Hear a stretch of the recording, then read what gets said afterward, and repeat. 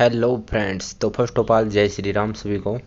तो B pharmacy Haryana 2024 आप OCT application form कैसे भर सकते हैं। और अब की बार जो बी फार्मेसी वाले स्टूडेंट्स हैं उनको एक प्रॉफिट हुआ है, जो लास्ट के स्टूडेंट्स थे उनके मुकाबले, तो वो क्या फ़ायदा हुआ है अब की बार वालों को वो इस वीडियो में बताएंगे। और टेलीग्राम पर आपके जो जो भी डाउट आए थे या यूट्यूब चैनल के चैट बॉक्स में जो जो भी आपके डाउट थे सभी को कवर करने का ट्राई करेंगे। अगर फिर भी किसी का डाउट रह जाता है तो आपको जो चैनल का डिस्क्रिप्शन है उसमें टेलीग्राम ग्रुप का लिंक दिया गया है, तो आप सिंपली उसको ज्वाइन कर सकते हैं। वहाँ पर आपको सभी छोटी से छोटी बात का भी डाउट आपका क्लियर हो जाएगा। ठीक है, वहाँ पर टाइम टू टाइम आपको A to Z अपडेट मिलती रहती है। ठीक है दोस्तों, तो आप चैनल को सब्सक्राइब कर लीजिए और जुपिटर एजुकेशन जो टेलीग्राम पर आपका अपना यूट्यूब चैनल का जो डिस्क्रिप्शन है उसमें लिंक दिया गया है, तो वहाँ से ज्वाइन कर लीजिए उसको। ठीक है, तो सबसे पहले स्टार्ट करते हैं दोस्तों हम OCT एप्लीकेशन फॉर्म आप कैसे भर सकते हैं। तो OCT एप्लीकेशन फॉर्म अभी तक रिलीज नहीं हुए हैं, अभी होने वाले हैं। प्रोस्पेक्टस जो है रिलीज कर दिया जा चुका है। तो जो भी एप्लीकेशन फॉर्म आप फिल करने के लिए आपको सिंपली HSTES की साइट पर जाकर अप्लाई का ऑप्शन दिखेगा वहाँ पर, और अगर आपकी फैमिली ID बनी हुई है तो वहाँ से एग्जैक्ट डाटा आपका उठा लिया जाएगा। बिल्कुल 7 स्टेप होते हैं आपके, 7वें स्टेप में जो है पेमेंट कटती है। ठीक है, बाकी के 6 स्टेप होते हैं उनमें आपकी जर्नल पर्सनल इन्फॉर्मेशन भरनी होती है। 6ठे स्टेप में आपको डॉक्यूमेंट अपलोड करने होते हैं और कुछ नहीं करना होता। जो भी प्रॉब्लम आपको फेस करेंगे वो हमें पता है क्या क्या प्रॉब्लम फेस करेंगे, क्योंकि जो लास्ट ईयर फेस की थी तो उन सब वही प्रॉब्लम सेम आप फेस करने वाले हैं इसी ईयर, तो हमें पता है क्या क्या आपको प्रॉब्लम आएंगी। तो जो एप्लीकेशन फॉर्म जब रिलीज कर दिए जाएंगे आपके, जब ओपन हो जाएगी साइट, तो हम आपको बता देंगे आपको क्या क्या दिक्कत आएगी और उनका सोल्यूशन क्या है। ठीक है, A to Z इन्फॉर्मेशन आपको बता देंगे जब एप्लीकेशन फॉर्म आप फिल करेंगे। ठीक है, उससे पहले आपको सारी इन्फॉर्मेशन प्रोवाइड करा देंगे। अभी तक जो है HSTES के द्वारा आपके फॉर्म रिलीज नहीं किए गए हैं, अभी लिंक एक्टिवेट नहीं हुआ है फिलअप करने के लिए। ठीक है, ओनली प्रोस्पेक्टस रिलीज किया गया है। और एक डाउट था आपका TFW क्या है। तो ये एक कैटेगरी है दोस्तों ट्यूशन फी वेवर की, जिसमें एलिजिबल कौन कौन होता है, जिनकी इनकम 8 लाख से कम है। ठीक है, पर ईयर 8 लाख से कम इनकम है आपकी, अगर फैमिली ID में वेरीफाई है तो आप TFW के लिए एलिजिबल हैं। और इसका प्रॉफिट क्या होगा दोस्तों आपको, इसका प्रॉफिट क्या होगा, इसका प्रॉफिट ये होगा कि 3 जो सीट्स होती हैं हर एक यूनिवर्सिटी में वो होती हैं TFW की। और TFW में आपकी जो ट्यूशन फ़ी होती है, आपने फीस देखी होगी। ठीक है, उसमें जो प्रोस्पेक्टस में, तो उसमें ट्यूशन फ़ी होती है हर एक यूनिवर्सिटी की।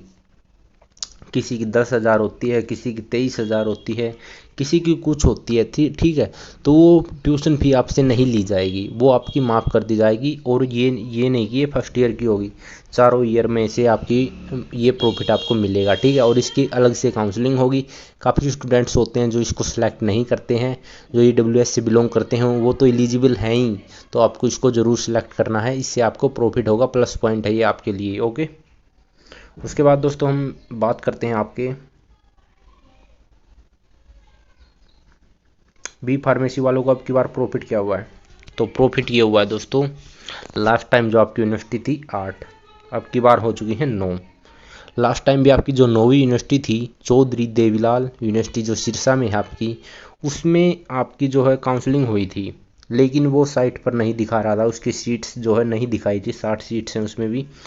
तो अब की बार बिल्कुल PCI के द्वारा वेरीफाइड हो चुकी है वो यूनिवर्सिटी, उसमें भी 60 सीट हैं, वो प्रोस्पेक्टस में वो भी आपकी दी गई है। तो ये आपके लिए प्रॉफिट है दोस्तों, इससे जो है कट ऑफ पर भी डिफरेंस पड़ेगा, क्योंकि ये गवर्नमेंट सीट्स हैं दोस्तों आपकी, एक एक सीट बहुत डिफरेंस क्रिएट करती है। और ये तो 60 सीट है, और जो 6 EWS की होती हैं और 3 TFW की, ये 9 सीट अलग से होती हैं। तो कुल सीट आपकी 69 एक्स्ट्रा सीट हो गई आपकी हरियाणा में जो गवर्नमेंट सीट हैं। ठीक है, 69 सीट्स और इंक्रीज हो गई हैं, तो ये आपको बहुत बड़ा फ़ायदा हुआ है दोस्तों। ठीक है, तो अब देख लेते हैं आपके डाउट क्या क्या थे। जो मेजर डाउट है आपका यही है कि पेपर का लेवल कैसा रहेगा। देखिए, जो आपका एग्ज़ाम है दोस्तों, तो उसका लेवल इतना हार्ड नहीं रहने वाला है, ठीक है। लेकिन इतना सिंपल भी नहीं रहने वाला कि हर कोई इसमें 90 में से 90 ले ले, ठीक है। तो आपको पता है 90 में से जब हाईएस्ट आपके 60 से नीचे रहते हैं तो पेपर का लेवल कैसा होगा। कुछ क्वेश्चंस ऐसे ऐसे भी नहीं होते कि बिल्कुल डीप में पूछेंगे, आपको बिल्कुल गहराई में जाने की ज़रूरत है, और नेगेटिव मार्किंग भी नहीं है। तो मोस्टली कैंडिडेट्स क्या होते हैं जो A to Z क्वेश्चंस करके आते हैं, फिर भी उनके 35 तक मार्क्स पहुंच पाते हैं, ठीक है। तो 30-30 के आपके सेट रहेंगे PCM और PCB के, ओके। तो 30-30 क्वेश्चन रहेंगे, आपको 90 मिनट का टाइम दिया जाएगा। आपको क्या कर रहा है, कुछ भी नहीं करना है, बिल्कुल एक भी क्वेश्चन खाली नहीं छोड़ के आना है, क्योंकि नेगेटिव मार्किंग नहीं है, ठीक है। और PGI की कट ऑफ क्या रहने वाली है। PGI जो कि टॉप यूनिवर्सिटी मानी गई है कहीं ना कहीं बी फार्मेसी, क्योंकि इसकी फ़ीस भी बहुत कम है, और इसके साथ ही इसमें नीट भी कराया, नीट की स्टडी होती है, MBBS, ठीक है। और दोस्तों यहाँ पर एक जो है हॉस्पिटल भी है, तो कहीं ना कहीं PGI जो है बेटर मानी गई है हरियाणा में सबसे टॉप यूनिवर्सिटी। ग्रेड के मामले में बात करें तो ग्रेड इसकी A ग्रेड यूनिवर्सिटी है ये, ठीक है। MDU जो है A+ ग्रेड यूनिवर्सिटी है, और कुरुक्षेत्रा जो है A++ है। लेकिन फ़ीस के अकॉर्डिंग देखें तो दोस्तों इसकी 9,000 फीस है, और इसकी 25,000 समथिंग, ठीक है। और जो KUK है आपकी, उसकी 1 लाख के अक्रॉस जो है फीस होगी आपकी। तो फीस के अकॉर्डिंग देखें तो PGI सबसे बेस्ट है दोस्तों। अगर ग्रेड के अकॉर्डिंग देख रहे हो तो KUK सबसे बेस्ट है, लेकिन KUK में आपकी फ़ीस बहुत ज़्यादा लग जाती है दोस्तों, जो कि प्राइवेट यूनिवर्सिटीज़ में भी अफोर्ड कर सकते हो आप, जो कि PGI से एफिलेटेड हैं, 80,000 में वो भी कवर करवा देती हैं आपको। लेकिन KUK का स्ट्रक्चर बहुत ज़्यादा ख़राब होता जा रहा है फ़ीस के मामले में। लास्ट ईयर जो है स्टूडेंट्स ने हड़ताल भी की हुई थी कि फ़ीस बहुत ज़्यादा है, फार्मेसी के जो स्टूडेंट्स थे उन्होंने, ठीक है। और आपका डाउट था दोस्तों जो कट ऑफ को लेकर कि कट ऑफ कितनी जाती है। तो PGI में जो आपकी कट ऑफ जाती है दोस्तों, जर्नल कैटेगरी की बात करें तो जर्नल की लगभग आपकी दोस्तों 47 से 50 तक नंबर अगर आपके बनते हैं तो बिल्कुल सेफ स्कोर है आपका। AWS की बात करें तो दोस्तों 43 से लगभग 47 के बीच में आपका स्कोर होना चाहिए, ओके। OBC की बात करें दोस्तों तो BCB की जो कैटेगरी है दोस्तों, उसकी भी जर्नल के मुकाबले में बस 1-2 नंबर का डिफरेंस रहता है, वरना आप ये मान के चलो 46-47 इतने मार्क्स आपके ज़रूर बनने चाहिए, ठीक है। BCA की लो जाएगी।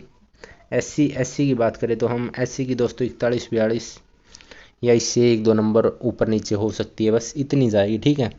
बाकी सबसे टॉप जो कट ऑफ जाती है वो इसी की जाती है PGI की, क्योंकि फीस आपको पता है बहुत कम है, तो सबसे ज़्यादा जो कंपटीशन रहता है PGI यूनिवर्सिटी के लिए रहता है हरियाणा में, ठीक है। उसके बाद बात करें, अगर आपको जो डाउट आ रहा था मेजर कि आपकी मनपसंद यूनिवर्सिटी मिलेगी या नहीं, देखिए ये यूनिवर्सिटी मिलना जो है प्रेफरेंस लिस्ट पर भी डिपेंड करता है। अब देखिए गवर्नमेंट यूनिवर्सिटीज़ हैं, ओनली जो सीट्स हैं आपकी 600 सीट्स हैं, और कैंडिडेट्स आपके लगभग 3,000 के अप्रोक्स मान के चलाएं। तो एक रैंक है एक बंदे की, वो जर्नल कैटेगरी से बिलोंग करता है, और उसकी रैंक है दोस्तों 900। उसका एडमिशन हो गया, बट एक बंदे की रैंक थी 700, वो भी सेम कैटेगरी से बिलोंग करता था, लेकिन उसका एडमिशन नहीं हुआ। क्यों नहीं हुआ, तो क्या रीज़न रहा इसका। इसका रीज़न है दोस्तों ओनली ऑन प्रेफरेंस, ठीक है। उस बंदे ने जो जिसकी 700 रैंक थी, उसने फर्स्ट प्रेफरेंस में वो यूनिवर्सिटी नहीं चूज करी जिसमें वो एलिजिबल था, उसने वो यूनिवर्सिटी चूज करी जो वो चाहता था। अगर उसने फर्स्ट काउंसलिंग में टॉप यूनिवर्सिटी चूज कर ली, MDU, PGI, KUK, ठीक है, GJU, ये यूनिवर्सिटी चूज कर ली, लेकिन जिस यूनिवर्सिटी में उसका एडमिशन हो रहा है वो यूनिवर्सिटी चूज नहीं करी उसने, तो दिक्कत आएगी दोस्तों उसको सेकंड काउंसलिंग में, क्योंकि सेकंड काउंसलिंग तक जो है उसकी रैंक से अबोव जो बच्चे हैं वो अप्लाई करेंगे, ठीक है। और जर्नल की क्या पता फुलफिल भी हो जाएं, लेकिन सेकंड में इतने चांसेस नहीं रहते। काफ़ी बार ऐसा भी होता है दोस्तों, जो सेकंड काउंसलिंग होती है आपकी, सेकंड कट ऑफ होती है, क्या पता वो हाई चली जाती है, क्योंकि जो कैंडिडेट होते हैं उनको वो यूनिवर्सिटी पसंद नहीं आती जो फर्स्ट काउंसलिंग में होते हैं, तो सेकंड काउंसलिंग में वो आल्सो पार्टिसिपेट कर सकते हैं। ये रूल नहीं है कि आपने अगर फर्स्ट में सीट मिल गई तो आप सेकंड में पार्टिसिपेट नहीं कर सकते, तो आप सेकंड में भी कर सकते हैं। और जब आपका सेकंड में एडमिशन हो जाता है तो आप फर्स्ट यूनिवर्सिटी को छोड़ते हैं, तभी वो सीट वैकेंट होती है, उसके बाद ही आपका जो है फिजिकल काउंसलिंग होती है। ये आप समझ लीजिए, ठीक है। उसके बाद आपकी फिजिकल काउंसलिंग होती है। ये सारा आपका प्रोसीजर रहता है और कुछ भी नहीं है। अगर और भी कोई आपका डाउट रह गया है तो कमेंट में लिख दीजिए, और कमेंट में जय श्री राम ज़रूर लिखना है, ठीक है दोस्तों। और जो भी फार्मेसी के स्टूडेंट्स हैं आपको all the best. Thank you. जय श्री राम।